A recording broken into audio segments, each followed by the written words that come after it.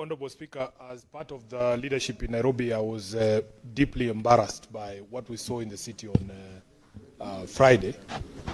Somehow, Mr. Speaker, when I take the mic, the volume just plummets. I don't know what is going on. But the point that I was making is that we were deeply embarrassed. What are you trying to suggest, Senator for Nairobi? I'm trying to suggest that there is internal sabotage whenever some of us take to the floor, because we have also things to say. We might not shout in your ear like the previous speaker, but we want to be heard. Honorable Speaker, as a leadership in the city, we were deeply embarrassed by what happened in Nairobi on Friday. We have lost over 25 people in Nairobi alone. There is more than 4,000 families that have been affected by the flooding. And Honorable Speaker, what we want to say is our deepest condolences to all of those who have lost their loved ones. Our pole to the people who were affected in one way or by the floods. I know there are members here who were stuck on the road. Many Kenyans were stuck on the road overnight. Honorable Speaker, it was deeply, deeply embarrassing. And I said that as part of that leadership, you will hear no excuses from me. Honorable Speaker, it is quite surprising that a member of this House can forget that we have limited roles as senators. And this House knows the work that all of us have done in terms of oversighting of governance.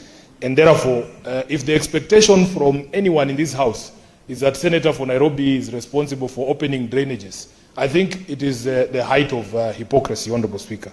Even in our political differences, you should not swing low blows, Honorable Speaker. I have heard various stories, including now we are being told that the city floods because it is built on a swamp. I think we all know, and we have known for all these years, of the problems around the drainage in Nairobi. And we can no longer give stories to the public, Honorable Speaker. We want at this particular moment in time to ensure, Honorable Speaker, that there is a comprehensive review of how this entire city drains so that these things don't happen again. I heard somebody say that the rains are things that we expect. It cannot be a surprise. And we know that it will rain again, including this week. But there are simple measures that can be put in place as we await a comprehensive review of how the city drains to ensure that these things don't happen again. Honorable Speaker, the last time we had flooding of a similar nature, they blamed settlements along the Nairobi rivers.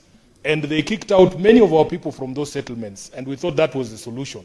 But it is clear that these piecemeal interventions are not working. And that therefore, there needs to be a proper audit and review of how the entire city drains. And there's talent and young people, engineers who have done this work in other places who can be able to help us as a city to be able to stem this problem.